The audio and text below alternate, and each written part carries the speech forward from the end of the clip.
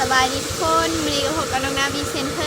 ยและมื้อนี้น้องนาก็ได้หาภารกิจมาอีกแล้วทุกคนและภารกิจของน้องน้ำในมื้อนี้กับแม่ล้างอ่างกบนั่นเองพอดีว่าพ่อของน้องน้ำต้องการแพร่พันธุ์ลูกกบหรือว่าลูกออสนั่นเองเนาะทุกคนเนาะก็เลยว่าสิมาล้างอ่างกบและในมื้อนี้ก็ล้างอ่างกบไปทั้งหมด3อ่างเด้อทุกคนและน้องน้ำก็จะบ่ได้ล้างอ่าง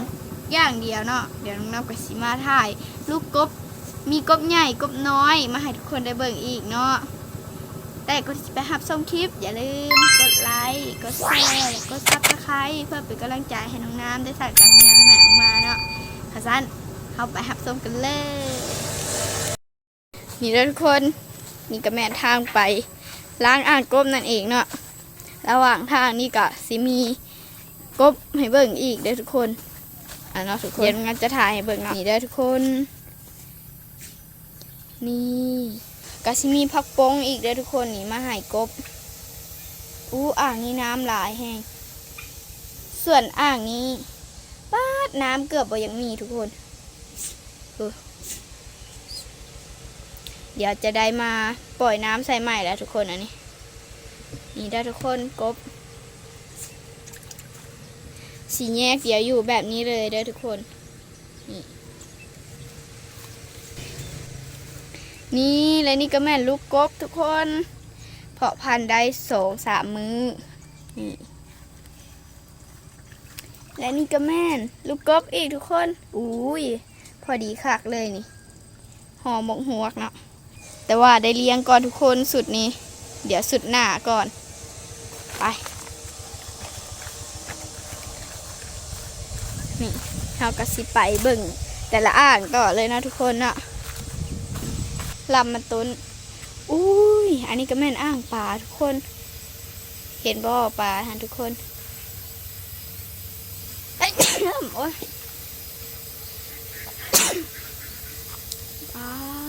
นี่ก็แม่นอ่างปลานิลนะทุกคนน้ำกะสีหลายๆแบบนี้เลยกะสีมีผักบงอีกเดี๋ยวนี้ผักบงแล้วก็ใบมันต้นทุกคนนี่ได้ทุกคนอุปกรณ์ในการอนามัยอ่างของน้องน้ำกับมีคู่นะแล้วก็อันนี้บุ้งหูว่าแม่ยังแล้วก็มีเสียมเดี๋ยวสิลงมือเห็ดกันเลยเนาะ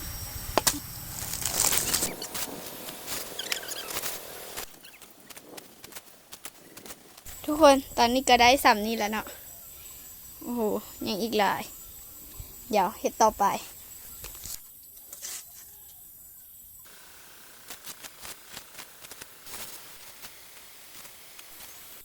นี่ทุกคนเป็นอะไรต่างกับตอนทำอิฐป่ะเดี๋ยวสิขึ้นภาพให้เบิ่งเนาะนี่เป็นไรทุกคนเดี๋ยวเราไปทำความสะอาดอ่างที่2กันเลยเนาะ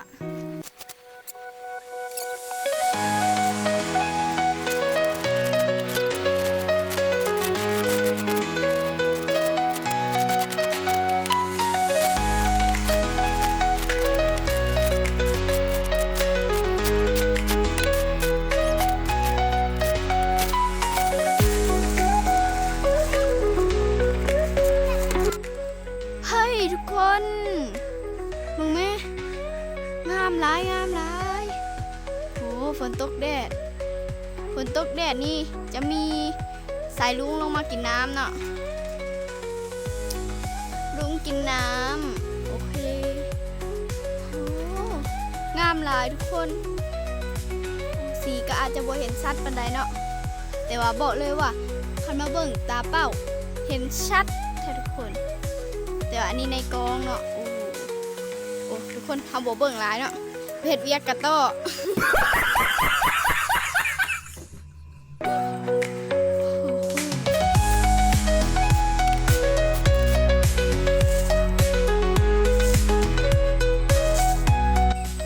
ทุกคนอ่างที่2ก็สำเร็จเสร็จสิ้นไปแล้วเนาะยังเหลือแต่ล้างเดี๋ยวมาเบิ่งอ่างที่3โอ้โหอ่างที่3มีทางน้ำพร้อม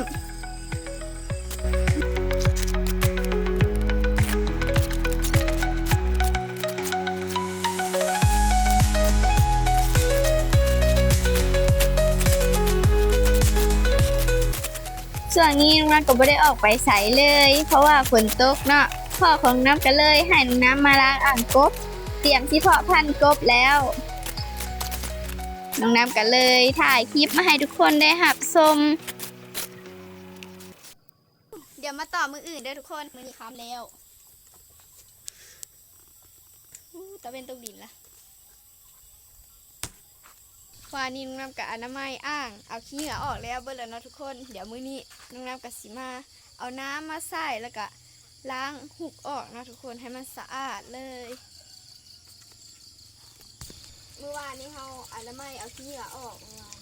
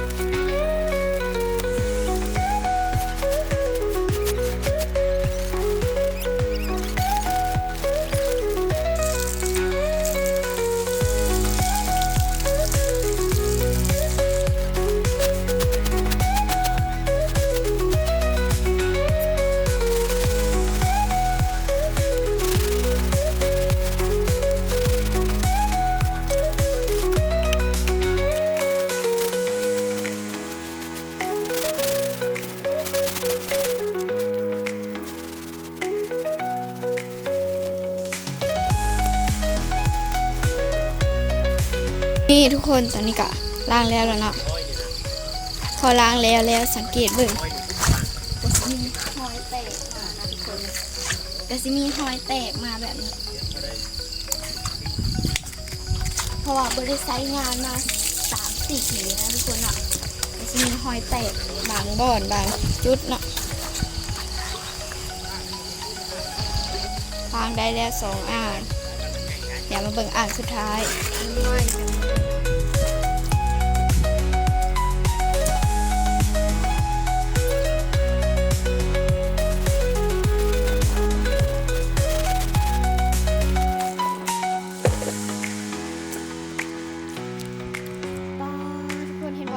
สีขาวๆนะทางพี่ก็มีอีกโอ้ my god เดี๋ยวเขาก็จะต้องเล่งมือแล้วเนาะ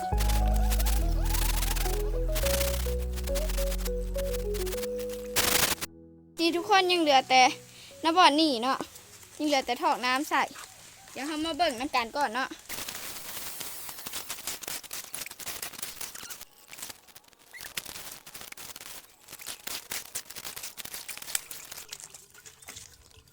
เย้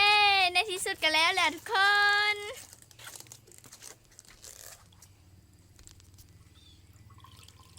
ป้าทุกคนนี่แล้วบันแล้ว3 อ่างและภารกิจของน้องน้ำในมื้อนี้ก็สำเร็จแล้วเนาะทุกคนเดี๋ยวบัดตอนนั้นเอากบมาใส่อ่างเดี๋ยวน้องจะถ่ายให้ทุกคนเบิ่งในคลิปหน้าได้ทุกคนบ๊ายบายสำหรับคลิปนี้น้องขอตัวลาไปก่อนและถ้าใครมากก็อย่าลืมกดไลค์กดแชร์กดซับสไครต์เพื่อเป็นกำลังใจให้น้องน้ำได้สร้างสรรค์ผลงานใหม่ๆออกมาเนาะ